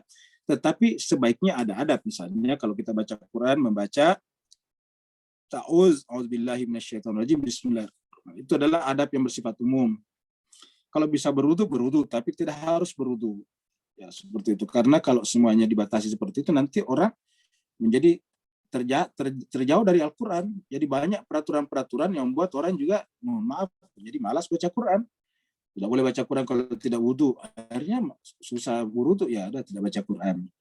Baca Quran harus di atas sejadah. Akhirnya orang yang dia duduk di atas mobil tidak membaca Quran. Nah, padahal Al-Quran itu kan harusnya ada di mana-mana. Harus selalu kita baca di mana-mana. Peraturan-peraturan atau adab-adab baca Quran harusnya tidak boleh membatasi orang membaca Al-Quran. Yang kedua dari Sinta, berkaitan dengan ayat 67 tadi. Bisakah kaum jin kelak minta Allah untuk membalas perbuatan manusia? Wah, boleh jadi saja menuntut di akhirat. Saya kira boleh jadi. Karena kita selalu mengkambing hitamkan. Ada orang hilang uangnya, jin lagi yang dituduh, gitu. Ada orang sakit selalu bicara sendiri, sebut jin lagi katanya masuk padanya. Padahal orang itu panasnya tinggi sekali. Orang yang panasnya tinggi sekali kan suka meracau. Nah, jin lagi yang dituduh. Begitulah seterusnya. Ya, apa namanya? Ada anaknya susah diatur, jin lagi yang dituduh. Bahkan saya pernah ketemu orang sedikit-sedikit ngantukan, jin lagi yang dituduh. Iya, saya ini Pak Ustadz benar-benar dikerjain jin. Kenapa? Asalkan duduk sedikit, pasti ngantuk. Saya bilang, Bu, lebih baik Ibu pergi ke itu. Lebih baik Ibu pergi ke itu, Prodia, periksa darah. Ya. Karena biasanya kalau orang ngantukan itu, ya biasanya gula darahnya naik itu, Bu. Ya, tapi selalu jin yang dipermasalahkan. Jadi sedikit-sedikit jin. Ada di jin. Nanti benar yang dikatakan kita di akhirat bisa mereka tuntut kita. Kenapa? Kita kambing hitamkan dia. Iya. Kemudian berikutnya lagi Buati Saraswati. Bagaimana dengan orang yang memakai ayat-ayat Al-Quran untuk mengkafirkan seorang? Ya tidak bisa, karena konsep kafir dalam Al-Quran itu adalah konsep umum, tidak boleh dipakai untuk menunjuk orang. Yang tahu orang itu kafir dan sungguhnya Allah. Ya, tidak boleh kita. Makanya ada hadis mengatakan, dan hadis ini muttafaq alaih, ada di Bukhari, ada di Muslim. Siapa yang mengkafirkan saudaranya dan ternyata di mata Allah saudaranya itu tidak kafir, kekafiran itu kembali kepada yang menuduh. Karena kalau kita menuduh orang kafir dan ternyata itu beriman di hadapan Allah, kan berarti kita yang kafir. Ya. Jadi yang menentukan kafir tidaknya orang, Allah. Berkali-kali Allah mengatakan, Allah yang paling tahu, Allahu a'lamu, siapa yang sesat dan siapa yang dapat petunjuk, muhtadin. Jadi kafir dalam Al-Quran itu bicara universal tadi. Kalau sudah bicara partikular, jangan dibawa-bawa. Ya. Jadi ulangi lagi, yang namanya universal itu ajaran, pembicaraan. Misalnya kita bicara pencuri. Pencuri itu kan artinya mengambil barang orang, kan begitu, tanpa sepengetahuan yang bersangkutan. Pencuri itu kan bahasa pikiran. Tapi tidak boleh kita menuduh si A. Kalau menuduh si A ini pencuri, itu harus bisa buktikan di pengadilan. Ya. Kalau tidak bisa buktikan di pengadilan, bisa dituntut balik, mencemarkan nama baik namanya. Begitu. Jadi tidak gampang. Jadi oleh sebab itulah kita mempelajari itu hanya semata-mata untuk untuk konsep namanya, bukan untuk nuduh-nuduh orang.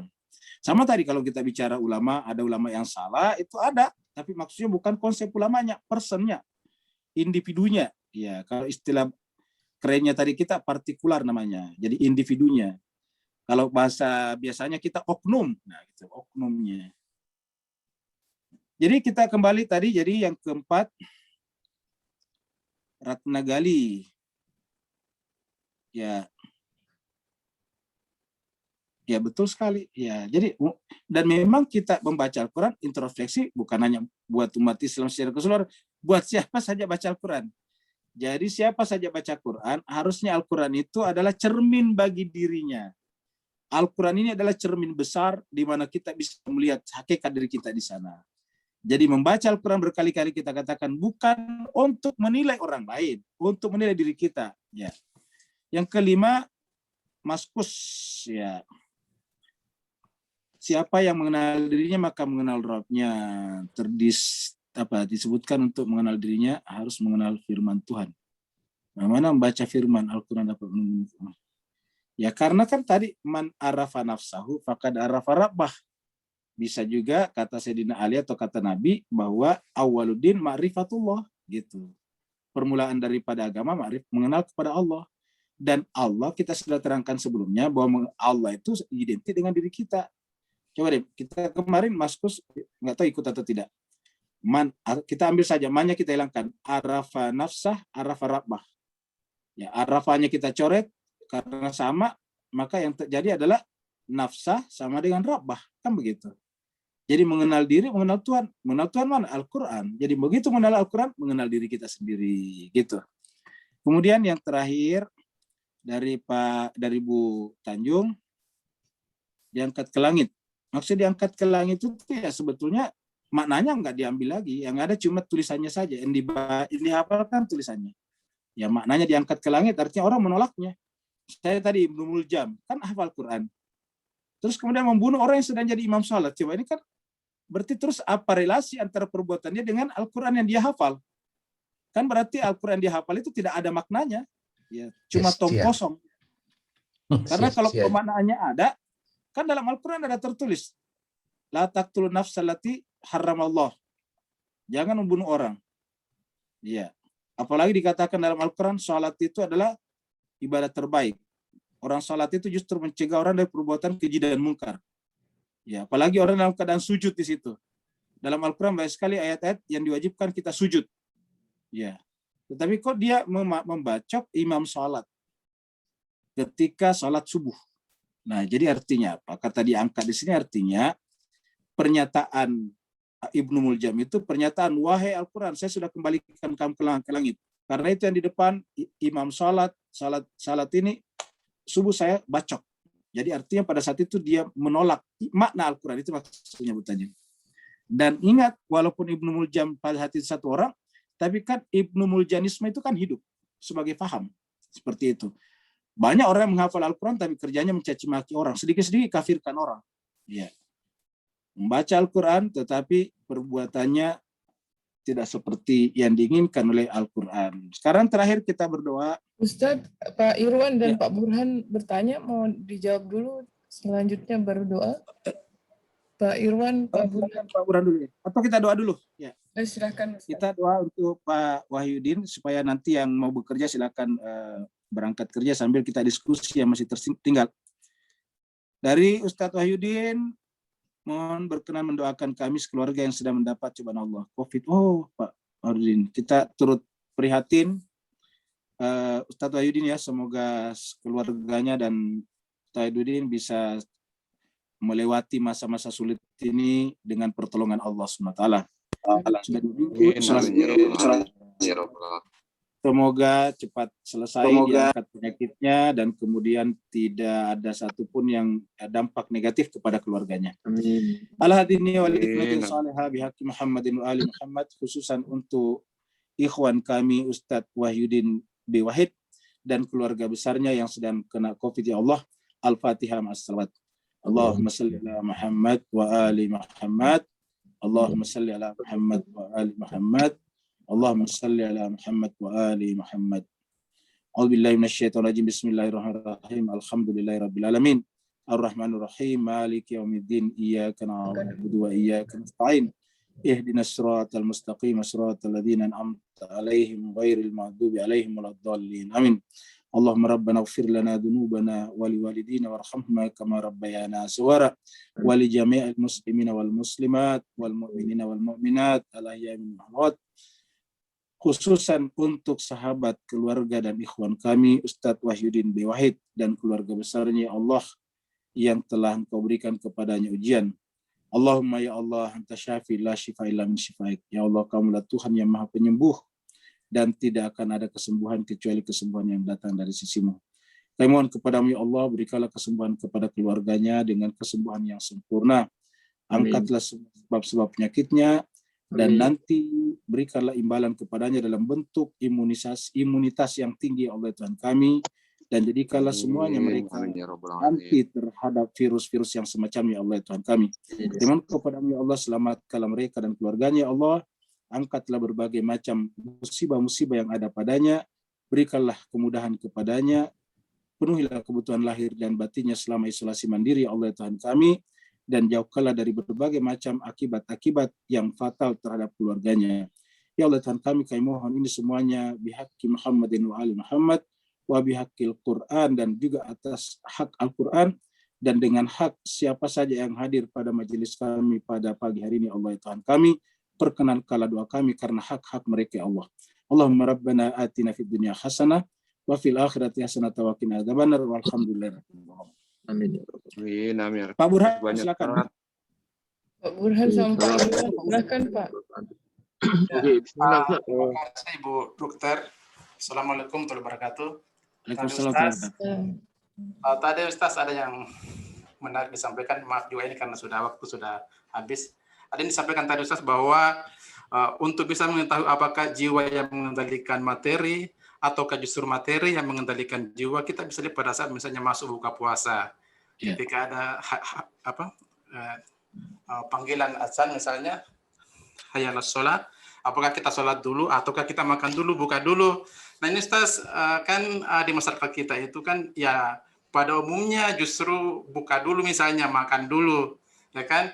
Nah kira-kira bagaimana cara Ustaz itu untuk kemudian bisa apa ya, bisa merubah kebiasaan itu misalnya, utama keluarga dekat, karena dan apakah juga misalnya di surah Al-Baqarah ayat 187 itu ada semacam kontradiksinya, karena di situ kan summa atimus syamu ilal lail, itu kan terus biasa belum masuk malam, tapi ya seperti itulah kebiasaan umum kita Ustaz itu. Terima kasih Ustaz. Assalamualaikum. Baik, terima kasih banyak pertanyaan Pak Irwan. Jawabannya tidak perlu kita rubah, karena itu adalah keyakinan, bukan kesengajaan. Iya. Jadi kita tidak bisa menyebut itu bahwa mereka dikendalikan oleh makanan, karena itu adalah kepercayaan. Seperti mana orang yang tidak sholat tidak bisa kita ubah menjadi sholat. Kenapa? Karena mereka memang bukan Islam. Keyakinannya tidak pada sholat. Jadi kita menghargai keyakinan mereka, kepercayaan mereka. Ingat, yang kita bicarakan terutama yang sudah percaya, yang sudah tahu, misalnya yang berpercaya, yang berkepercayaan bahwa harus sholat dulu, baru kemudian tidak sholat dulu, itu yang kita bicarakan. Tapi bagi mereka yang memang berpercaya seperti itu, berkepercayaan seperti itu, ya itu memang kepercayaan. Artinya baik mereka berjalan dengan begitu, tidak bisa kita tuduh bahwa mereka dikendalikan oleh makanannya. Tapi memang itu kepercayaan. Ya, sama misalnya dengan sedekap dan tidak sedekap. Begitu juga misalnya dengan begitu juga misalnya yang salat dijamak atau digabung atau tidak, semuanya kita serahkan kepada guru-guru mereka, kepercayaan mereka. Bukan hanya antara Sunni dan Syiah, tapi di dalam Sunni dan di dalam Syiah sendiri juga berbeda-beda. Dan supaya ini tetap terjadi keharmonisan, ya menghormati. Selama itu adalah ajaran mereka, kepercayaan mereka, kita harus hormati. Begitu. Tidak perlu kita berusaha untuk merubahnya.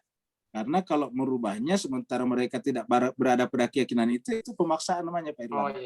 Iya, gitu. Terima kasih. Berikutnya lagi Pak Buran. Sedikit Pak Ustadz. Roomnya Pak Ustadz, sebentar. Pak Ustadz, mohon penjelasan singkat lagi mengenai 5 sholat dalam 3 waktu. Muslim 1151 Pak Ustadz. Barangkali ada penjelasan singkat sehingga kita bisa memahami dengan baik. Oh ya, terima kasih banyak. Ini juga adalah pemahaman. Jadi karena pemahaman, tentu pembahasan kita di sini tidak bermaksud mengatakan bahwa nanti yang berbeda dengan ini salah. Apa sebabnya? Karena kita menghormati setiap fahaman. Nah, dalam pahaman kita bahwasanya setiap tadi sholat harus dilakukan di awal waktu. Ya, satu ya. Kita sudah lihat harusnya sabiqun, tercepat. Ya, tadi bersegera dalam melakukan kebaikan, dan kebaikan tertinggi adalah sholat. Bahkan dalam lomba-lombaan itu harus kita yang terdepan, nomor 1 dalam kebaikan. 1. Yang kedua, di dalam Al-Quran yang disebutkan itu waktu sholat cuma 3. Ini disepakati semuanya. Jadi 5 sholat tapi 3 waktu, yaitu siang, malam, dan subuh. Begitu. Ya, siang 2 sholatnya yaitu zuhur asar. Malam 2 sholatnya maghrib sama isya. Ya, jadi 2. Fajar cuma 1 yaitu subuh. Di dalam Al-Quran disebutkan itu. Dalam surat Al-Isra surat 17 ayat 78 Allah berfirman, Bismillahirrahmanirrahim, aqimis sholata liduluki syamsi ila ghasaqil laili wa Qur'an al-fajr. Jadi cuma 3. Siang dimulai dari duluki syams, pada saat matahari mulai condong ke barat. Kemudian yang ketiga adalah ghasaqil lail, waktu malam, awal malam.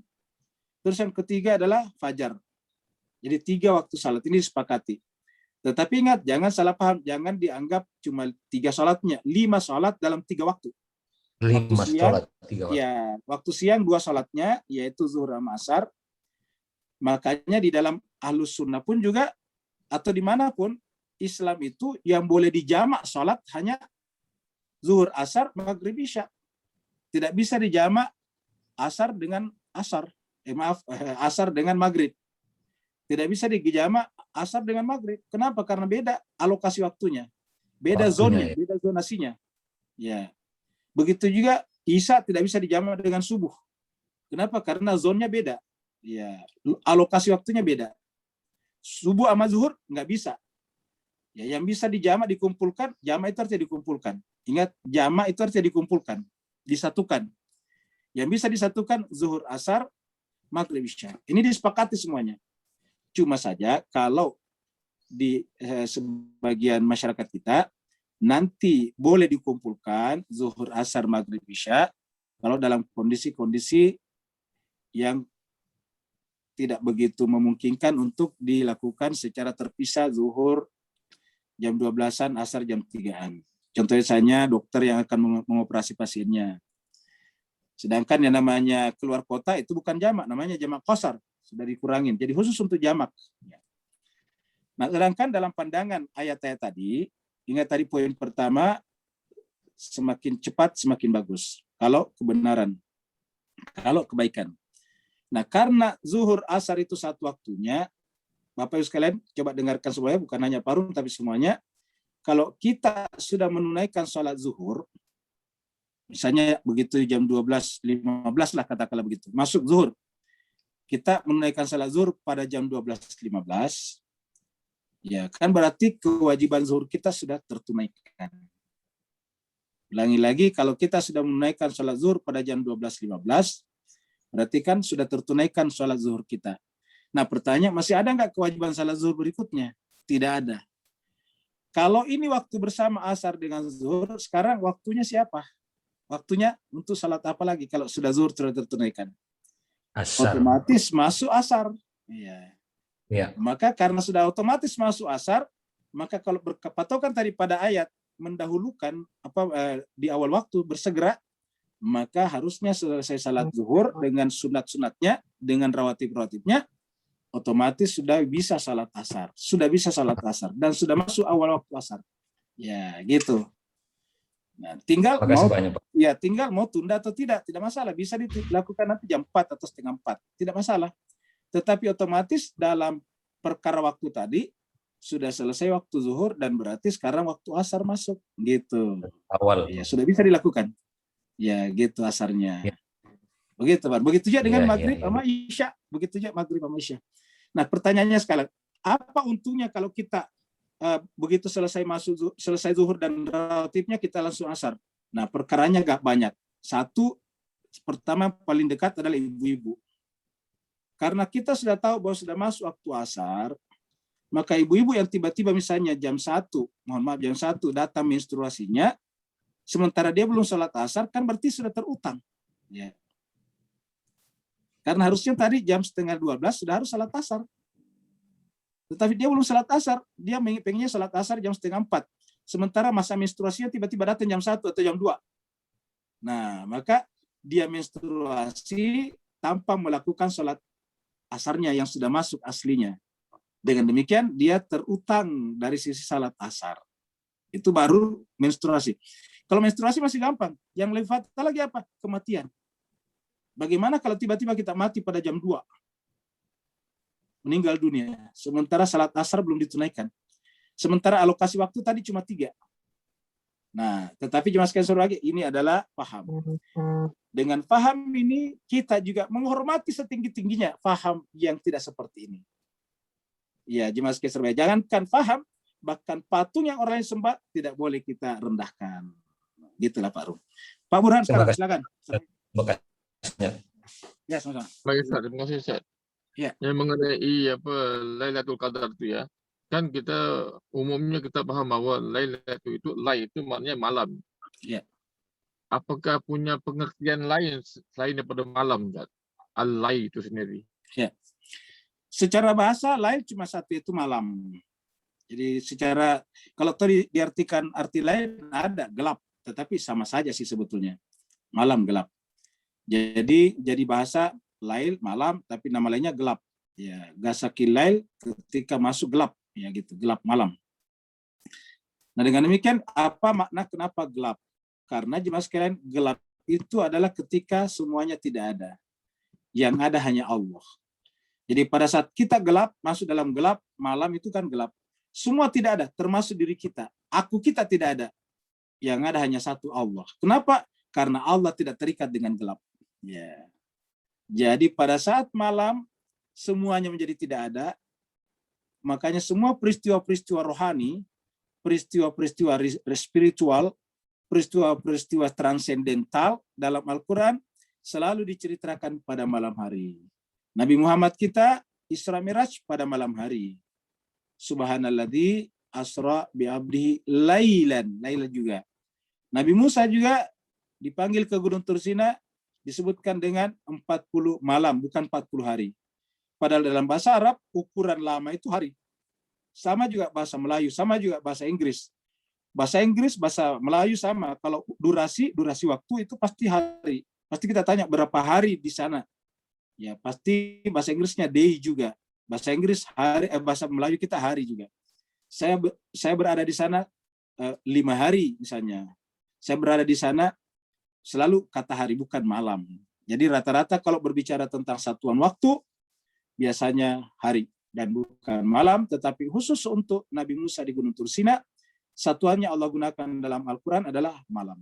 Dengan demikian, makna yang terkandung pada malam adalah ketika kita telah tiada, yang ada hanya Allah saja. Terima kasih banyak Bapak sekalian. Sampai Ustaz, Mbak Intan angkat tangan, Ustaz. Oh ya, Terakhir, ya, silakan Mbak Intan. Ya, yes, silakan. Ya, Ustaz, Bu Ririn, terima kasih. Ustaz, menyambung tadi pertanyaan mengenai sholat dulu sebelum buka puasa. Sebenarnya saya sudah tahu ini, nah tapi ketika misalnya di rumah kita ada anak kecil yang sudah begitu lemas, pingin buka puasa dulu baru sholat gitu kan, jadi kan harus memilih menemani anak buka puasa dulu atau membiarkan anak buka puasa sendiri dan sholat sendiri. Karena saya pribadi ingin sholat berjamaah sama anak. Banyaknya kebaikan di sholat jamaah, sekaligus juga mungkin bagian dari pendidikan, bagian dari membangun kedekatan emosional begitu. Nah, kalau dalam kondisi seperti itu, pilihan mana Ustadz yang harus diambil begitu? Harus makan dulu. Harus makan dulu. Harus makan. Ya, karena tidak boleh menimbulkan yang fatal. Ingat, agama kita itu rasional. Apa artinya rasional?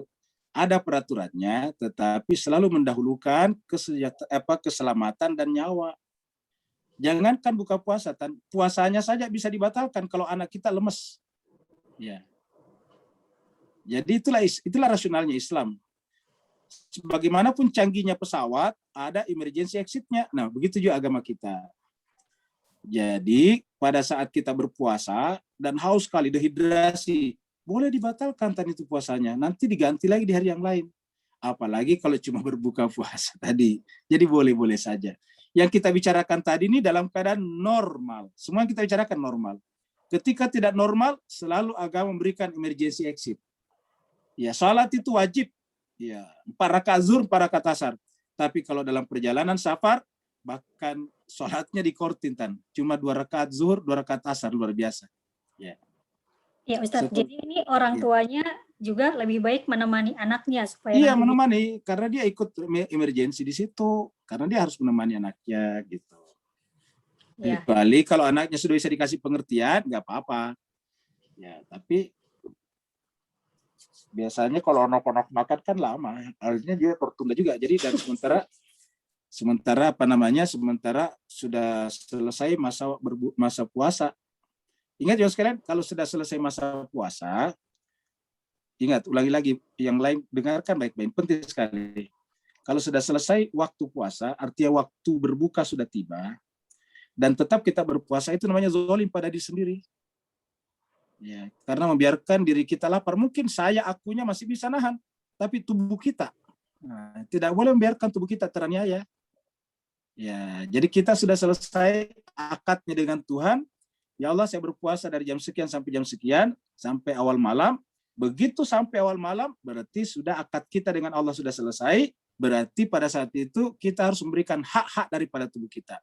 Nah, cuma kalau berbenturan bersamaan antara hak berbuka puasa dengan hak sholat, sama-sama hak tubuh ini. Sholat itu kan haknya tubuh, haknya jiwa. Puasa juga haknya jiwa. Kalau berbenturan, didahulukan yang salat. Karena namanya ada aulawiyat namanya. Didahulukan yang paling utama. Salat adalah tiang agama, maka didahulukan. Tetapi kalau kondisinya seperti Intan, ya beda kasusnya gitu. Jadi harus berbuka puasa dulu. Gitu, Tan. Terima kasih Ustaz. Terima kasih. Ya, sama-sama. Saya kira Bapak sekalian cukup sampai di sini pertemuan kita. Walaupunikum. Assalamualaikum warahmatullahi taala wabarakatuh. Waalaikumsalam warahmatullahi wabarakatuh. Terima kasih Bu Riri, terima kasih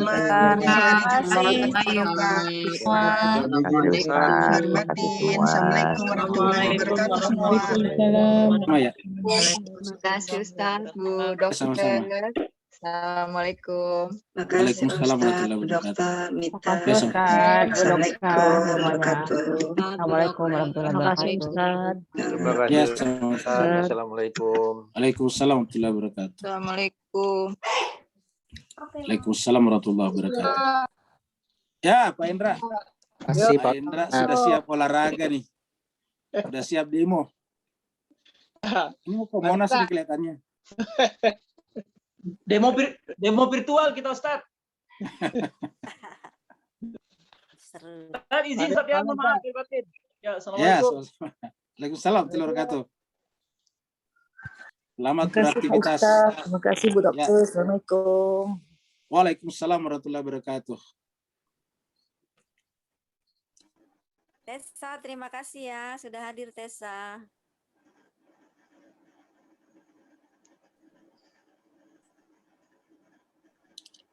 Bapak sekalian saya pamit juga ya. Bapak silakan. Silakan teruskan ngopi-ngopi online-nya. Ya. Kalau ngopi online tidak membatalkan puasa. Terima kasih Ustaz. Assalamualaikum. Dokter. Pamit. Salam semua.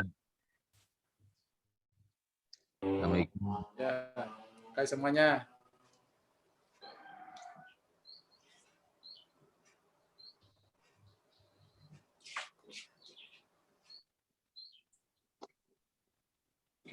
Pamit duluan Pak Andi, Pak Rom. Oh iya Pak Burhan, ya. Ya, Sehat-sehat Pak Burhan. Ya, insya Allah. Waalaikumsalam.